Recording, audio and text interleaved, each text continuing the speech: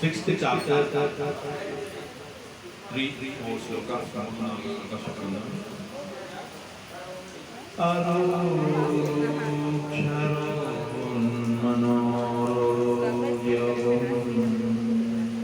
कर्मा कारणमुच्यते योगारूढस्य तस्यैव शमः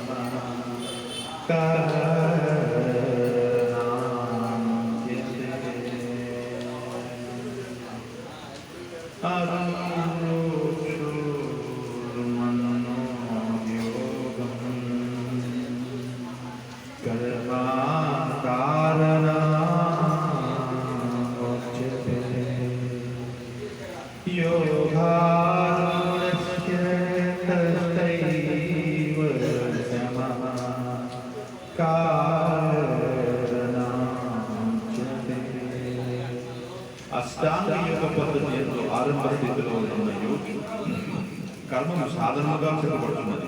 యోగమునందు స్థితిని పొందిన వానికి సర్వ భౌతిక కర్మల విరమణ సాధనముగా చెప్పబడింది.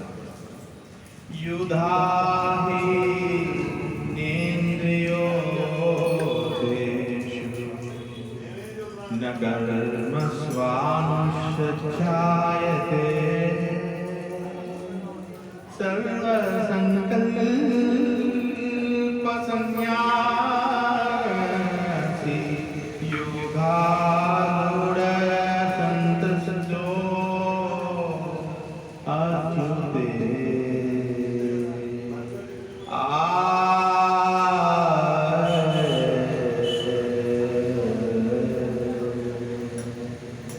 భౌతికములైన కోరికలన్నింటినీ భౌతికమైన కోరికలన్నింటినీ విడిచి ఇంద్రియ తృప్తి కొరకు వర్తించుడు గాని కామ్యకర్మలందు నిష్ఠుడు గాని చేయని మానవుడు యోగారూఢుడని చెప్పబడుతున్నాడు.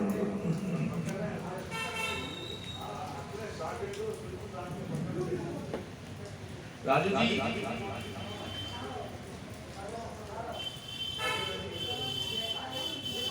చూడండి, సో ఇప్పుడు మనకున్న 18 చాప్టర్స్లో మనకున్న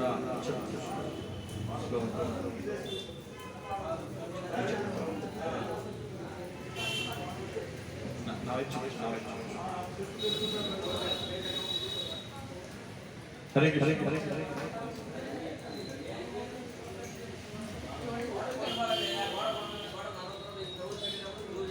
రాజుగారు माइक चाहिए? राजू जी माइक चाहिए?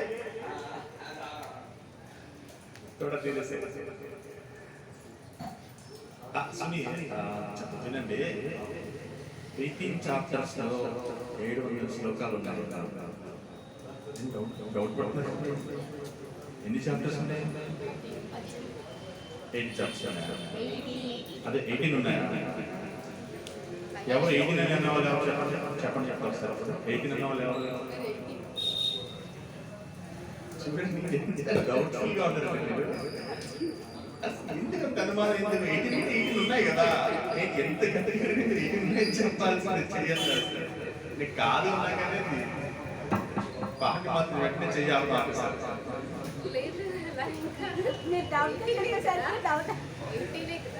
సో 18 చాప్టర్స్ ని 6 చాప్టర్స్ ఒక కాన్సెప్ట్, కర్మయోగ 6 చాప్టర్స్, భక్తి యోగ 6 చాప్టర్స్, జ్ఞాన యోగ 6 చాప్టర్స్. ఈ చాప్టర్లో ఈ 6th చాప్టర్లో సార్ ఏంటి సార్ నాకు అర్థం కావట్లేదు, మా తెలిసి బాగా అర్థం చేసుకోండి. ధ్యాన యోగాలో కర్మ గురించి ఏముంటుంది?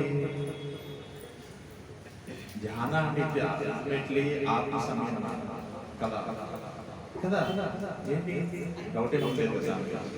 బట్ దీంట్లో కర్మకు సంబంధించిన ఏముంటుంది?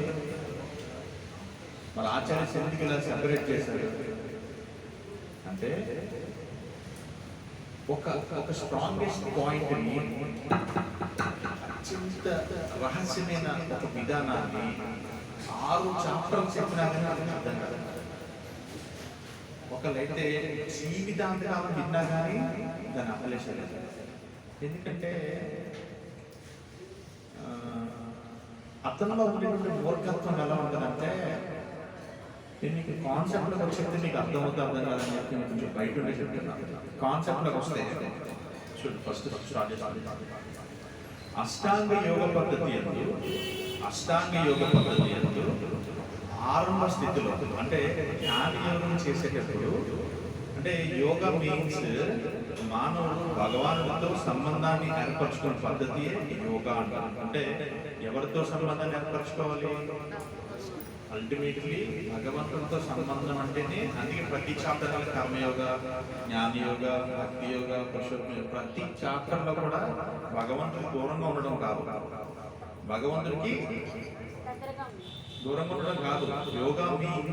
యోగా మీన్స్ శరీరాన్ని ఆత్మతో కైంకర్యం కాదు యోగా అంటే. అది ధ్యాన యోగ కావచ్చు, భక్తి యోగ కావచ్చు, ఓకే అది ధ్యాన యోగ కావచ్చు, భక్తి యోగ కావచ్చు, మీరు ఏ కర్మయోగ కావచ్చు, ఏం చేసినా మీరు కర్మయోగాలో 6 చాప్టర్స్ లో ఉండేటువంటి ఏ కాన్సెప్ట్ తీసుకున్నా భగవంతుడికి దూరంగా ఉండడం కాదు, భగవంతుడితో సంబంధాన్ని ఏర్పరచుకొని చేసేటువంటి విధి విధానాలన్నింటినీ కర్మయోగ అంటారు. భగవంతుడితో అర్థం మళ్ళీ చెప్తానండి. సంబంధాన్ని ఏర్పరచుకొని అంటే స్వామి ఏంటి, గురుగారు ఏంటి, పెళ్లి చేసుకోవాలా, లేకపోతే ఏదైనా భగవంతుడికి అండగా చెల్లిగా ఉండాలా, అది కాదు సంబంధం. ఇట్స్ నాట్ మెటీరియల్ సంబంధం. Krishna is the ultimately he the supreme lord. మనం ఈ అనువంశం లాంటి మన ఆత్మల్ని భగవంతుడు పరమాత్మతో సంబంధాన్ని ఏర్పరిచే విధంగా ఏ క్రియ అయితే ఉంటుందో, ఏ ప్రక్రియ అయితే ఉంటుందో దాన్ని కర్మయోగ అంటారు. అదే అట్ ద సేమ్ టైం ఏదైతే భగవంతుడితో సంబంధాన్ని ఏర్పరచుకొని, ఇదంతా వీళ్ళకి, ఇప్పుడు ఇది మీకు, ఏదైతే భగవంతుడితో సంబంధాన్ని ఏర్పరచుకొని చేసేటువంటి భక్తి ఉండిందో దాన్ని భక్తి యోగ అంటారు. అర్థమైనా? ఇది మీకు ఏదైతే నాలెడ్జ్తో, జ్ఞానంతో చేసేటువంటి యోగా ఉందో దాన్ని జ్ఞానం. ఇలా ఎందుకు సపరేట్ చేశారంటే, కర్మ చేసేటప్పుడు, యాక్షన్ చేసేటప్పుడు భగవంతుని సంబంధం లేకుండా చేస్తే రియాక్షన్స్ వస్తాయి, నో డౌట్, నాట్ డౌట్. భక్తి చేసేటప్పుడు ఆల్మోస్ట్ ఈ కర్మలో చాలా మంది పడిపోతారు, 90% పడిపోతారు, ఇంకొక 10% ఉంటారు. ఈ 10% ఏంటంటే వాళ్ళకి మధ్య పని పాట ఏమీ లేదు, పని పాట చాలా మంది అంటుంటారు, వాళ్ళకి మధ్య పని పాట ఏమి లేదు, తొందరగా వచ్చేస్తుంది, 6 వచ్చేస్తుంది. ఎందుకు ఉండదు పని పాట? అంటే ఉంటుందా? ఉంటుంది, బట్ లవింగ్ గాడ్ ఉంటుంది. ఎందుకు ఉండదు? నేను అన్ని ఎందుకు ఉండదు? ఉంటుంది. She's loving God. కానీ భగవంతుడితో సంబంధాన్ని ఏర్పరచుకొని చేసేటువంటి యోగాన్ని భక్తి యోగ అంటారు. వాట్ ఈస్ మీన్ బై భక్తి యోగ అంటే ఒక మెకానికల్ గా చేసేటువంటి అర్చన ఏదైతే ఉందో దట్ ఈస్ నాట్ భక్తి. అండర్స్టాండ్? ఒక మెకానికల్ గా, అంటే ఇప్పుడు దీని నిండా ఒక దీపాలు పెట్టేయాలి, బూమ్ బూమ్ అని ఓకే, పెద్ద డమ్ములు కొట్టేయాలి, కుంకుమ పోసేయాలి, మీ మీద కుంకుమ పోసుకోవాలి, అక్కడంతా కుంకుమ పోసుకోవాలి, అది కాదు.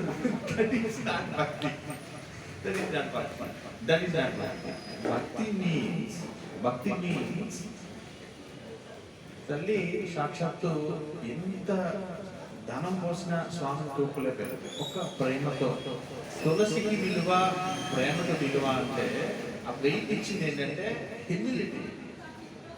ఈ హ్యూమిలిటీ ప్లాట్ఫామ్ లో, వినయంతో కూడుకున్నటువంటి ప్లాట్ఫామ్ తో అత్యంత పవిత్రమైన తులసికి చాలా స్ట్రెంగ్త్ ఉంటుంది, కానీ ఆ స్ట్రెంగ్త్ కి మన ప్రేమని తోడు చేయాలి, దాన్ని భక్తి అంటారు. అర్థం ఈ స్ట్రెంగ్త్ తులసికి ఉండదు, నీకు ఉండదు. స్ట్రెంగ్త్ దేనికి ఉంటుంది? అన్కండిషనల్ లవ్, ప్రేమకు ఉంటుంది. ఆ అన్కండిషనల్ లవ్ తో ఇఫ్ యు గివింగ్ సమ్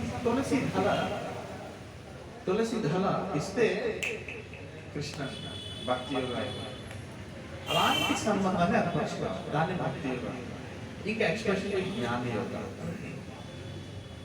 ఈ జ్ఞాన యోగంలో చాలా మంది ఈ లాస్ట్ 2% నేను అన్ని విడిచిపెట్టేశాను, నేను చాలాసార్లు చెప్తాను, అన్ని విడిచిపెట్టేశానని హిమాలయాలకు వెళ్ళి గాంజా కొడతా ఉంటాను.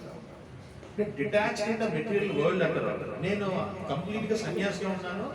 ఆయన ఏమనుకుంటారంటే, ఈ ఎవరైతే సన్యాసిగా ఉన్నారని ఫీల్ అవుతారో ఆయన శాప్రాన్ వేసుకుని, కాషాయం వేసుకుని నేను అన్నింటినీ విడిచిపెట్టాను నేను అనుకుంటాను. అంటే ఇక్కడ ఏం చెప్తారంటే భగవంతుడు, నాలెడ్జ్ అంటే ఏంటంటే నీకేమీ కాక సన్యాసం తీసుకోవడం వేరు, అర్థమైందా? మెటీరియల్ లైఫ్లో ఫెయిల్ అయ్యి సన్యాసం తీసుకోవడం వేరు, మెటీరియల్ లైఫ్లో సక్సెస్ అయ్యి సన్యాసిగా ఉండడం వేరు.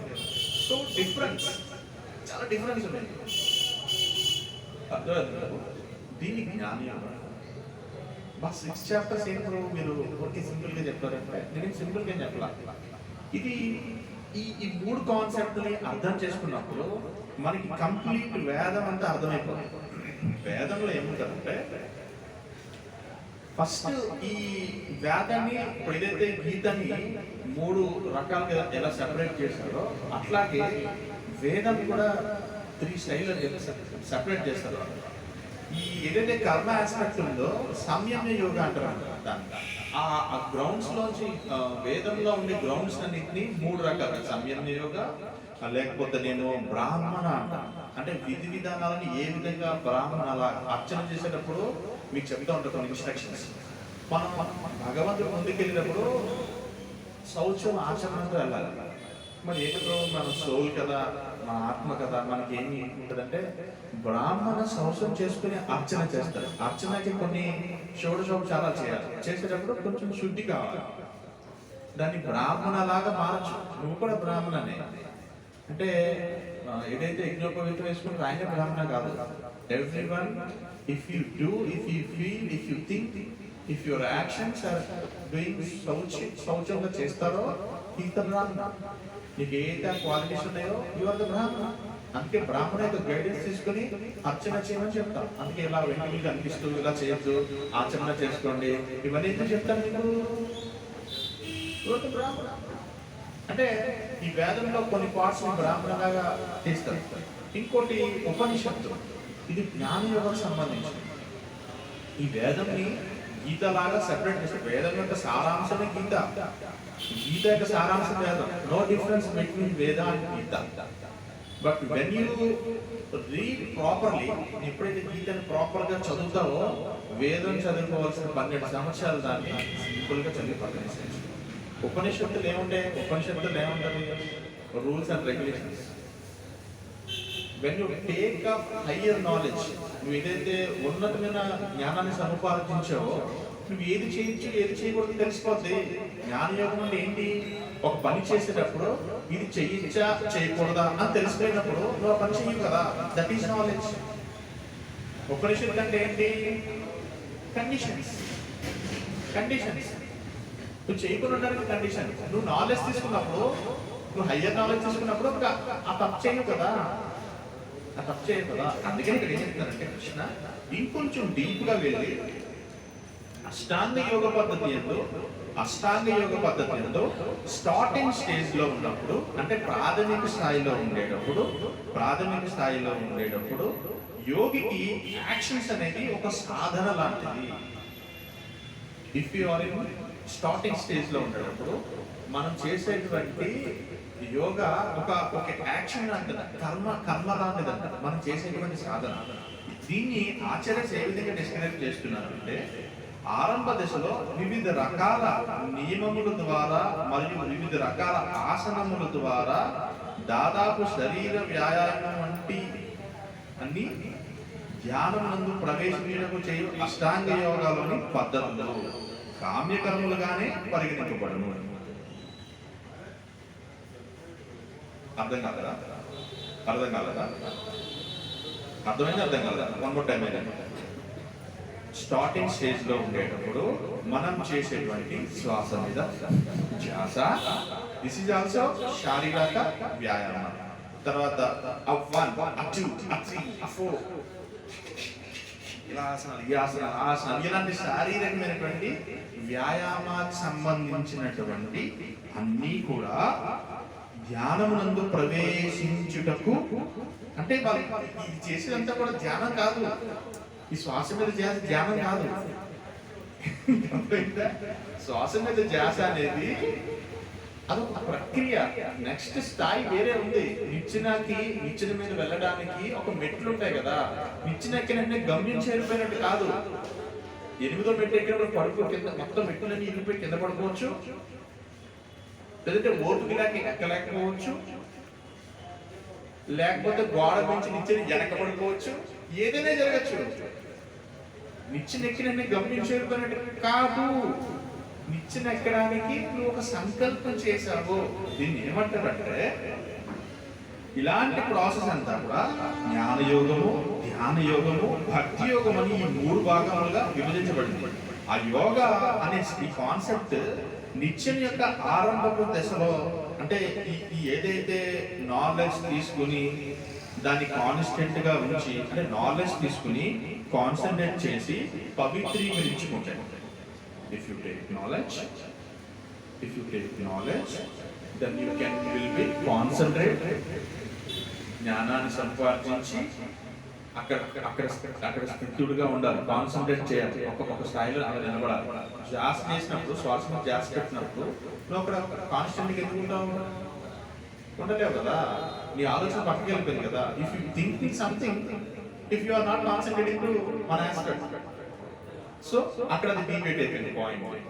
అందుకే if you take knowledge, then you will be concentrate one thing, then you will purify your karma, then you release your body. అప్పుడు నిజమైన ప్రసాదం మీకు వస్తుంది. దిస్ ఈజ్ ధ్యాన యోగ. దీన్ని మనం ఏం చెప్తామంటే, అంటే నేను మీకు ఎందుకు ఇంత డీప్గా ఎక్స్ప్లెయిన్ చేస్తున్నానంటే, ఒక కాన్సెప్ట్ని మనం వ్యతిరేకించినప్పుడు దాన్ని కంప్లీట్గా ఎక్స్ప్లెయిన్ చేయగలగాలి. ఎక్స్ప్లెయిన్ చేయలేకపోతే నువ్వు చాలా డీవియేషన్స్లోకి వెళ్తావు. అంటే భౌతిక ప్రపంచం, ఈ యోగా మీద, వాటి మీద చాలా మంది బతికేస్తున్నారు, చాలా మంది జీవనాన్ని సాగిస్తున్నారు వాళ్ళు. ఇప్పుడు వాళ్ళు ఎప్పటికీ యాక్సెప్ట్ చేయలేదు. నేను ఇవాళ మధ్యాహ్నం వరకు ఒక బ్యాంక్కి వెళ్ళాలి, సంథింగ్ ఏదో చిన్న బ్యాంక్ పనులకు వెళ్ళాలి, ఎందుకు ఊరికి దాపడం, లక్ష్మీ విలాస్ బ్యాంక్ దగ్గరికి వెళ్ళాలి.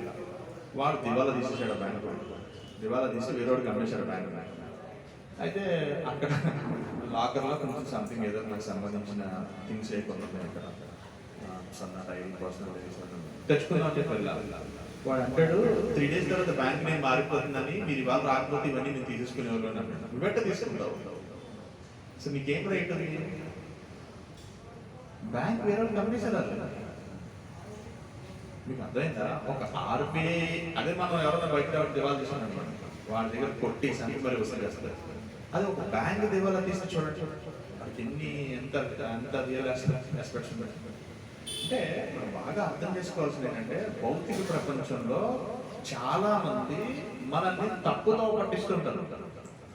ఎందుకంటే ఇఫ్ యూ గివ్ సంథింగ్, ఇప్పుడు నువ్వు ఏదైనా ఇవ్వాలంటే నీకు ఏదో చెప్పాలి. నేను ఊరికే ఏమీ కనిపించి నాలెడ్జ్ ఇచ్చాను అనుకోండి, నేను కృష్ణుకి ఆఫర్ చేయను అన్నాను అనుకోండి, కృష్ణుకి ఆఫర్ చేశాను ఎలా తెలుస్తుంది మీకు? మనం చెప్పండి, పుస్తకంలో ఊరికే పిల్లడు చదువుతూ ఉన్నట్టు అది చూస్తే మీకు అర్థమైంది. దాన్ని మీరు యాక్సెప్ట్ చేయాలంటే కంప్లీట్ కృష్ణుడి మీద నమ్మకం ఉండాలి, లేదంటే గురువు చెప్పిన మాట్లాడుతున్న విశ్వాసం ఉండాలి.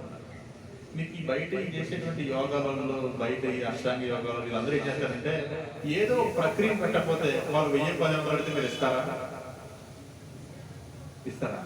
ఎప్పుడు మీకు కావాలని చూడండి. ఇప్పుడు నేను అంటే మీరు తప్పుగా అనుకుంటాను, నేను మీ రోజులకి వస్తున్నా కదా మీ దగ్గరికి. Who may give real knowledge, they never expecting to another people. Who may give అంటే ఎవరైతే నీకు ఉన్నతమైన జ్ఞానాన్ని నీకు ఇవ్వడానికి ప్రయత్నం చేయాలని అనుకుంటారో వాళ్ళు మీ దగ్గర నుంచి ఏదో పొందాలని అనుకోరు. ఎందుకంటే he never expectations to others. That love is unconditional love. భగవంతుడి దగ్గరే మనం ఏమీ కావాలని కోరుకోలేదు వ్యక్తి మీ దగ్గర నుంచి ఏదైనా కావాలని కోరుకుంటే ఆ నాలెడ్జ్ విలువే ఉంది. ఒక ఎగ్జాంపుల్, ఇంకేం విలువ ఉంది? నేను మీకు 1000 టైమ్స్ చెప్తాను అన్కండిషనల్ లవ్ అన్కండిషనల్ లవ్ అని. అన్కండిషనల్ లవ్ అంటే ఏంటి? షరతులు లేని ప్రేమ. ఏముంది దాంట్లో? భయంకరమైన గురువులు తీసుకొచ్చిన వాడేం అన్కండిషనల్ లవ్. భగవంతుడి దగ్గర తలుపు కొట్టాలి, నాక్ చేయాలి, అలాంటిది ఏమి ఉండదు. కృష్ణ ఇస్ మైండ్ అనుకున్నాడు. మీ హస్బెండ్ రూమ్ లో మీరు వెళ్ళడానికి డోర్ నాక్ చేసి వస్తారా?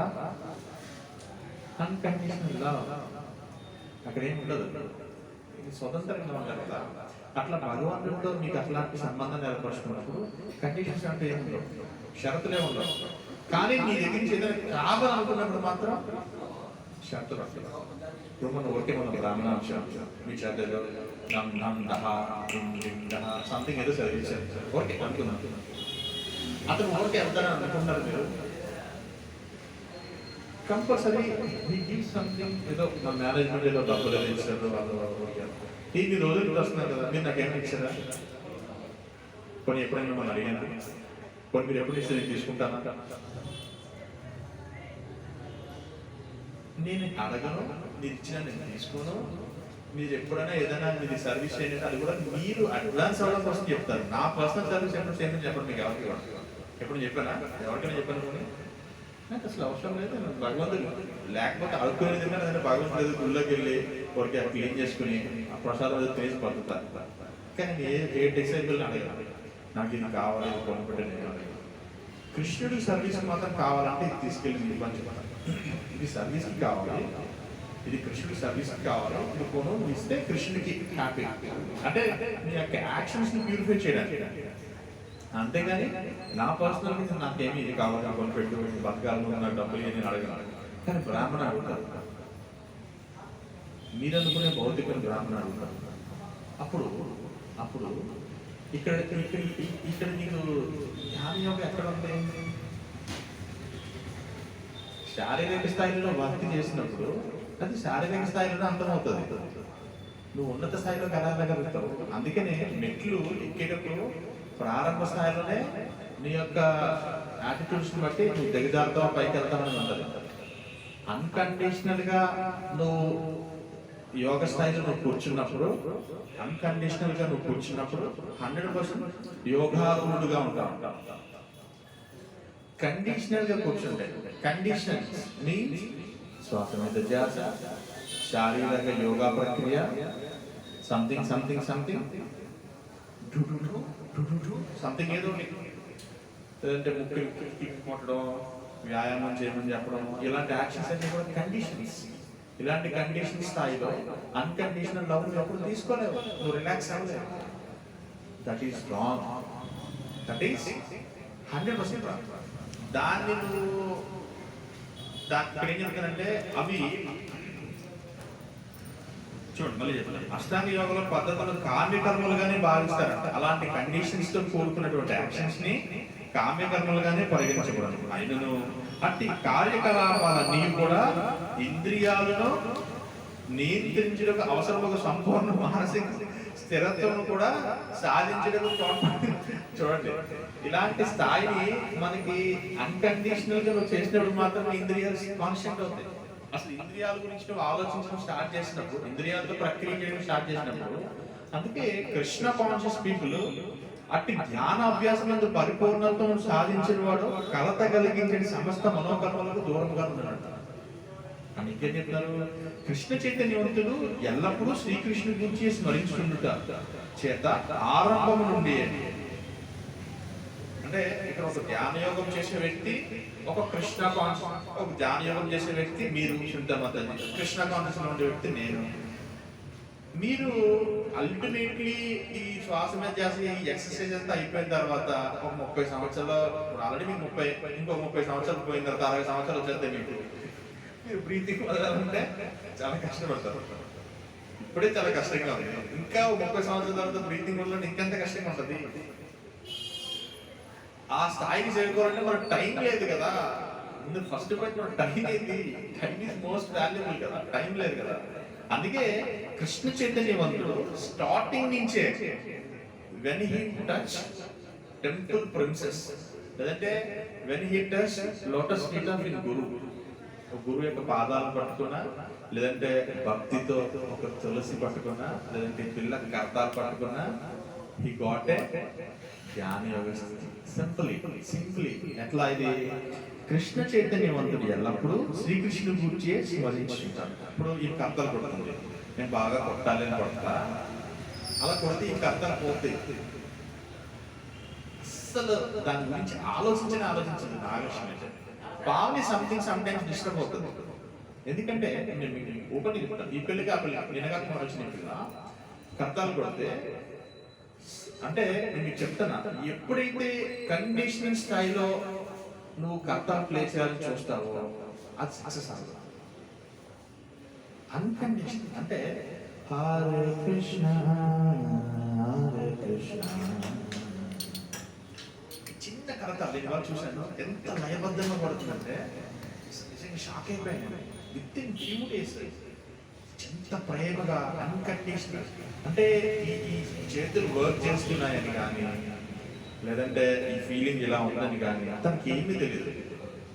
రామచంద్ర రఘువీరా రామచంద్ర రఘువీరా సింపుల్ గా కొట్టేస్తుంది. ఇవాళ అబ్జర్వ్ చేస్తా, నీకు అది రావాలంటే అన్కండిషనల్ గా రావాలంటే శారీరక స్థాయిలో రాదు, మానసిక స్థాయిలో కూడా రాదు. ఇది నేను కాదు, సరే చూడకూడదు, నేనేమి కాదు అనుకునే స్థాయిలో కంప్లీట్గా 11 మెట్లు ఎక్కేస్తాను. Ultimately you are doing service. అందుకే కృష్ణ చైతన్యవంతుడు, నేను జస్ట్ కంపేర్ చేయడం కోసం చెప్పాను. యూ డోంట్ ఫీల్ లైక్ అంటే కంపేర్ అంటే అర్థం కావాలి కదా అని చెప్తున్నాను. If you are also doing like well, but compare అర్థం కావాలి కదా. అంటే ఈ ప్రారంభ స్థాయిలో ఉండేటువంటి కింద స్థాయిలో ఉండే భక్తులు కూడా అల్టిమేట్లీ ధ్యాన యోగంలో హయ్యర్ లెవెల్లో ఉండే ఏదైతే రిజల్ట్ తీసుకుంటాడో స్టార్టింగ్ లెవెల్లో ఉండే వ్యక్తి కూడా అంత రిజల్ట్ తీసుకుంటారు. అందుకనే కీర్తన విన్నా, కథ విన్నా, లీల విన్నా అలాంటి ఫీలింగ్స్ మనకు వస్తాయి. ఎందుకంటే అల్టిమేట్లీ ఒక చెట్టు మీద రెండు పెట్టలు కూర్చుంటాయి. జీవాత్మ యొక్క మనది పరమాత్మ ఒకే చెట్టు మీద ఉంటాయి. అంత మాత్రాన ఈ రెండు ఒకటైపోవు. ఒక చెట్టు మీద ఉన్నది మాత్రాన ఈ రెండు ఒకటి కావు. ఇది ఎప్పటికీ కూడా మినీ సోల్ సూపర్ సోల్ లో కలవాల్సిందే. ఈ మినీ సోల్ ఈ సూపర్ సోల్ లో కలవాల్సిందే. ఈ మినీ సోల్ ఈ సూపర్ సోల్ లో కలవాల్సిందే. కానీ ఒకే చెట్టు మీద ఉంటాయి రెండు. అందుకే ఆచార్య చెప్తారు ఇక్కడ ఒకసారి భద్రాచలం దగ్గర శ్రీరామ్ దాస్ మీకు కొంచెం క్లియర్గా చెప్పాలనుకుంటున్నాను సందర్భం వచ్చినప్పుడు. ఆయన పెళ్లి కానప్పుడు సినిమా చూసుంటారు కదా, ఏం సినిమాది రామ్ దాస్ శ్రీరామ్ దాస్. సో దాంట్లో ఆయన ఒక లవ్లీ గిఫ్ట్ ఇస్తారు తనకి, ఎవరికి వాళ్ళ వైఫ్కి, రామ్ దాస్ గారు వాళ్ళ వైఫ్. ఒక పంజరంలో ఒక రామచిలకని పెట్టేస్తారు. ఇది real story, not fake story. ఇది ప్రీవియస్ లో కూడా జరిగింది అనమాట. ఒక రాజుగారంట ఆ ప్యారెట్ ని ఊరికే అడవిలోకి సంచరించడానికి వెళ్తారు. ఆయన రాజునడానికి కంపల్సరీ వేటకి వెళ్ళాలి కదా. వెళ్ళినప్పుడు అక్కడ రాజుగారు చూసి రామా రామా రామా అని పిలుస్తారు. అయితే రామచంద్రుడు చూసిన రాజుగారు దాన్ని పిలిచి చెప్పి చాలా ఇంప్రెస్ అయిపోతారు రాజుగారు. నేను అడవిలోకి వెళ్ళినా కానీ నేను రామచంద్రుడు గుర్తుపట్టేసింది అని చెప్పి రాజుగారు చాలా ఇంప్రెస్ అయిపోతారు. ఈ చిలకని అసలు ఇంకా మామూలుగా నేను ఎంత కావాలంటే అంత గొప్పగా చూసుకుంటానో, నాకు లేని సౌభాగ్యం అని చెప్పి ఆ రామచంద్రుని అడవిలోకి తీసుకొచ్చి రండి మీరందరూ నా దగ్గర మందిరంలో సమావేశపరిచి దీనికి వజ్ర వైడూర్య మణి మాణిక్య బంగారంతో కూడినటువంటి ఒక గ్రేటెస్ట్ పంజరం తయారు చేయించాలి అని చెప్పి ఆ పంజరం తయారు చేస్తారు. తయారు చేసి దానికి ఈ రాజుగారికి ఎవరన్నా ఒక డబ్బులున్నవాడు ఎవరన్నా ఉన్నాడు అనుకోండి, బాగా రిచెస్ట్ పర్సన్ అతని దగ్గర కుక్క పెంచుకున్నాడు అనుకోండి, ఆ ఇంటి పక్కలో లాభంలోనే పేదోడి ఇంట్లో కుక్కకి గొప్పోడి ఇంట్లో కుక్కకి తేడా ఉంటుంది. గొప్ప ఇంట్లో కుక్క అదే పని చేస్తుంది, పేదోడి ఇంట్లో కుక్క అదే పని చేస్తుంది, ఊర కుక్క అదే, పెద్ద కుక్క అదే, డిఫరెన్స్ ఏముండదు. కానీ ఈ పక్కన ఉండే వాళ్ళలో నేను గొప్ప ఇంట్లో కుక్కని చెప్తాను, అబ్బా మీ కుక్క ఎంత బాగుందండి అని చెప్పి దానికి సవాల్ తీసుకుంటారు. మీరు కాదు చూడండి, ఏం గొప్ప కుక్క అని, మీది చాలా గొప్ప కుక్క అని చెప్పి సవాల్ తెస్తాను. అంటే అతన్ని ఇంప్రెస్ చేయడం కోసం, ఈ రాజుగారిని ఇంప్రెస్ చేయడం కోసం సామంత రాజులందరూ కూడా మీ రామశిలకు మామూలు రామశిలకు కాదండి, ఈ రామశిలకు లోపల ఏడుతూ ఉంటారు. ఎంత కర్మ వచ్చి పడిందిరా, ఎంత బాధ వచ్చి పడింది నాకు, అనవసరంగా వచ్చినప్పుడు నేను రామా అన్నాను, కర్మ ఏం కర్మ పట్టిందిరా బాబు నాకు. ఈడేమో అసలు ఈ అడవిలో పొట్లప్పుడు పురుగులప్పుడు తిరిగేది ఇన్ని బంగారు రత్న మణి మాణిక్యం కొంచెం వైడూర్యంలో పెట్టారు మీరు అనుకుంటారు. డిఫరెన్స్ చూడండి, డిఫరెన్స్ చూడండి. దానికి ఆకలి వేసినప్పుడల్లా మార్కెట్లో అత్యంత స్వీటెస్ట్ ఫ్రూట్స్ అది కూడా తినాలి. వాళ్ళు సామంతులు తిని బాగుంటే ఫ్రూట్స్ తీసుకుని దాన్ని పెట్టాలి, అంత స్వాదిష్టంగా ఉంటారు ఫ్రూట్స్. దానికి దాహం వేస్తే నీళ్లు కాదు పాలు పోసి పెట్టాలి, దానికి నీళ్లు కాదు పాలు పోసి పెంచాడట, అంత గొప్ప చిలక. అయితే ఓ రోజు చిలక దగ్గరికి వెళ్ళి, ఏమ్మా నువ్వు ఇక్కడ హ్యాపీగా ఉన్నావా అని అడిగాడు. ఒక 10 రోజులు పోయిన 10 రోజులు పోయిన తర్వాత నేను కొంచెం వేరే చోటుకి యుద్ధానికి వెళ్తున్నాను, నువ్వు హ్యాపీగా ఉన్నావంటే రామసులకి ఏమి మాట్లాడకుండా ఇలా కళ్ళంట నీళ్ళు పెట్టుకుంటారు, కళ్ళంట నీళ్ళు పెట్టి. యాక్చువల్గా మనకి సంథింగ్ నిలయం,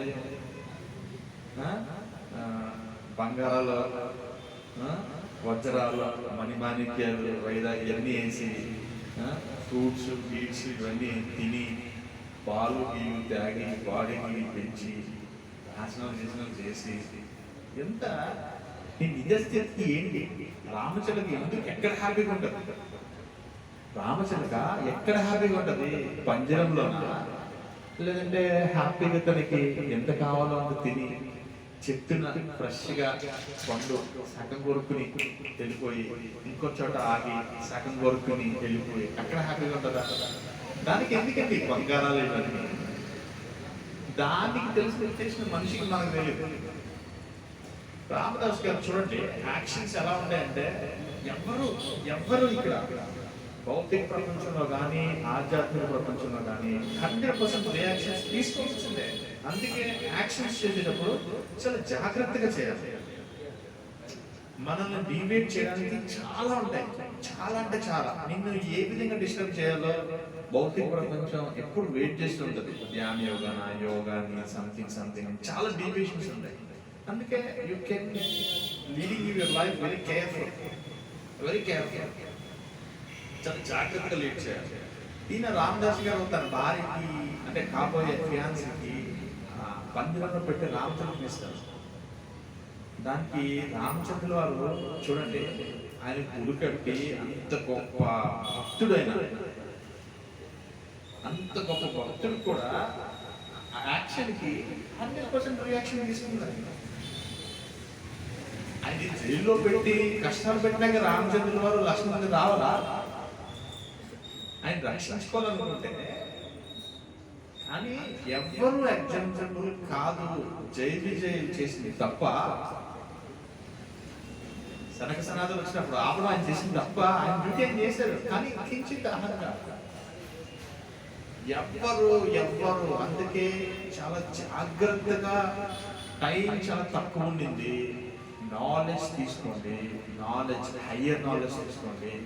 when you take up higher knowledge, ఉన్నతమైన జ్ఞానాన్ని సముపార్జించినప్పుడు దేని మీద కాన్సన్ట్రేట్ చేయాలో తెలుస్తుంది. If you concentrate in your ఇంద్రియ, if you follow that time also your follow, నువ్వు ఫాలో అయిపోతావు, అక్కడే ఫాలో అయిపోతావు. నువ్వు దేని మీద కాన్సన్ట్రేట్ చేయాలో తెలుస్తుంది. When you take higher knowledge in proper knowledge, I'm saying నువ్వు తీసుకునే జ్ఞాన సముపార్జన చాలా ఉన్నతమైనదిగా ఉన్నప్పుడు దేని మీద కాన్సన్ట్రేట్ చేయాలో తెలుస్తుంది. అలా కాకుండా పిచ్చి నాలెడ్జ్ తీసుకుంటే పిచ్చి వాటి మీద నువ్వు కాన్సన్ట్రేషన్ చేస్తావు. అప్పుడు నువ్వు ఇంద్రియాన్ని పవిత్రీకరించుకోలేవు. దానివల్ల జీవితం మొత్తం శూన్యం, అంధకారం. సూర్యదేవ ఉదయించగానే మీరు అనుకుంటారు హ్యాపీ అని, కానీ మీరు ఒక రోజు ఆయుష్ అయిపోయినా తెలియదు. సూర్యదేవ ఉదయంగానే ఓం సూర్యదేవాయ నమః, కానీ ఒక రోజు అయిపోయింది మనకి. మనం జీవించేటువంటి జీవితంలో ఒక రోజు అయిపోయింది. సూర్య అస్తమించారంటే మనకి ఒక డే మిస్ అయిపోయింది మనకి. అంటే ఒక రాత్రి గడిచిపోయింది, పగలు గడిచిపోయింది అంటే అయిపోయింది. మనం రోజు రోజు దగ్గర అవుతున్నాం. అందుకే if you take hire knowledge and proper knowledge తీసుకున్నప్పుడు ఏ స్థాయిలో నువ్వు భక్తి చేయాలని అర్థం అవుతుంది. అందుకే ఆచార్య సింపుల్ గా చెప్తారు, ఇంద్రియ స్థాయిలో కాదు నువ్వు చేయాల్సిన ధ్యానం, ఆత్మ సంయమన యోగ. ఆత్మతో పరమాత్మక సంబంధం కలుపుకొని చాలా ఈజీ. శరీరం చెట్టు కింద అర్థమైంది, కింద ఆత్మ పరమాత్మ పక్క పక్కనే ఉంటాయి. అర్థమవుతుందా? పక్క పక్కనే ఉంటాయి. రిలేషన్ చేయడం చాలా ఈజీ. అంటే సంబంధాన్ని ఏర్పరచుకోవడం చాలా ఈజీ. అంటే కొంచెం నువ్వు కాదు, బాడీ కాదు, ఆత్మను ఫీల్ అయినప్పుడు చాలా ఈజీగా సంబంధాన్ని ఏర్పాటు చేసుకోవచ్చు, చాలా ఈజీగా. నేను కృష్ణ పక్కనే ఉన్నాడు, ఆత్మ మినిస్లోని సుఖపడుతుంది, దానికి దగ్గర నాకు కాదు. ఎందుకంటే ఇది నష్టం అయిపోతుంది, నశించిపోతుంది, కృంగిపోతుంది, కుసించిపోతుంది. దీని మీద కాదు లోపల. అప్పుడు అలాంటి నాలెడ్జ్ ఎప్పుడైతే తీసుకుంటావో, అలాంటి నాలెడ్జ్ ఎప్పుడైతే తీసుకుంటావో నీకు రియలిస్టిక్గా కాన్సన్ట్రేట్ చేయగలుగుతావు. దేని మీద? ఆత్మ మీద. ఎప్పుడైతే ఆత్మ మీద కాన్సన్ట్రేట్ చేసావో అప్పుడు 100% పవిత్రీకరించబడతాయి నీ ఇంద్రియాస్. అంటే ఇంద్రియాస్ అన్ని పవిత్రీకరించబడతాయి. పుస్తకాలు అనకాల, చదువులు అనకాల, డిగ్రీలు అనకాల, అందం అనకాల, ఆస్తులు అనకాల, జీవితాంతకాలం పరుగులు పెడుతూనే ఉంటారు మీరు, నేను, అందరం. ఎందుకంటే దే ఆర్ సీయింగ్. ఎందుకంటే ఒకరు చూస్తున్నారు అంటేనే అదొక పెద్ద డేంజరస్ ఆస్పెక్ట్. ఒకరు మనల్ని చూస్తున్నారు, ఒకరు మనల్ని గమనిస్తున్నారని దానికోసం మనం జీవిస్తాం. కానీ ఎవరు చూస్తున్నారో తెలియదే. నేను అర్థం చేసుకోవాల్సింది, సంథింగ్ రాజు గారు మమ్మల్ని చూస్తున్నారు, విక్రమ్ గారు మమ్మల్ని చూస్తున్నారు, లేదంటే మన వీధిలో వాళ్ళు మమ్మల్ని చూస్తున్నారు అని జీవిస్తున్నాం. కానీ అసలు రియల్ గా ఎవరు చూస్తున్నారు, లోపల నుంచి ఎవరు చూస్తున్నారు? 100% చూస్తున్నారు. చూసేది మాత్రం బాగున్నారు, కానీ ఎవరు చూస్తున్నారు, ఎవరి కోసం బతకాలో తెలియదు.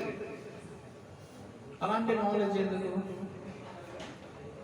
తాళం వేసుకుంటే బయట వాళ్ళు చూడరు, ఇంటి బయట తాళం వేసుకుంటే ఇంట్లో వాళ్ళు చూస్తారు. రూమ్ లోకి గడపెట్టుకుంటే ఇంట్లో వాళ్ళు కూడా చూడరు. మరి ఎవరు చూస్తున్నారు? నువ్వు ఎక్కడికి వెళ్ళినా కానీ నీ దగ్గర ఉండి చూసేది ఎవరు? సాక్షి బుద్ధుని ముందు చూసేది ఎవరు? కృష్ణ. కృష్ణ. మనం దాన్ని అర్థం చేసుకోవాలనుకుంటే simple. If you are taking your higher knowledge, then you know everything. అప్పుడు ఎక్కడ కాన్సన్ట్రేట్ చేయాలో అర్థమవుతుంది. అప్పుడు ఈ శారీరకమైనటువంటి ప్రక్రియల పట్ల నువ్వు కాన్సన్ట్రేట్ చేయదు. చేసినా అది ఒక limit. This is the topic. Thank you very much. All of you. Hare Krishna. Shrimad Bhagavad Gita की आचार्य श्री प्रभुपाद ఎవరికైనా ఏమైనా సందేహాలు అట్లీస్ట్ అర్థమైందా? మీకుండేటువంటి ఇంటర్నల్ గా డౌట్స్ క్లారిఫై అని అనుకోండి. మిమ్మల్ని ఎవరైనా హర్ట్ చేశారా? అంటే మీరు ఆల్రెడీ కొంతమంది ఏదో సంథింగ్ చేస్తుంటారు కదా, ఎవరైనా హర్ట్ చేసిందే చెప్పండి. హర్ట్ చేయడం అది తప్పే కదా సార్. మీరు చెప్పడం నేను హర్ట్ అయ్యాను తప్పలేదు, చెప్పచ్చు. నేను చెప్పాను సార్ ఒక సందర్భంలో, సార్ నేను హర్ట్ అయ్యాను నేను చెప్పడం వల్ల. అవునా సార్ రా అని చెప్పి 2 గంటల క్లాస్కి వెళ్ళాను. క్లియర్ అయింది. హర్ట్ అవ్వడం కూడా ఒక అందుకు మంచిదే. సార్తో 2 గంటల సేపు అసోసియేషన్ దొరికింది. అలా చెప్పచ్చు. సార్ నాకు మీరు చెప్పింది నాకు నచ్చలేదు అనొచ్చు, తప్పలేదు దానికి. ఎవరికి నచ్చలేదు? మీకు నచ్చలేదా? నచ్చిందా మీకు?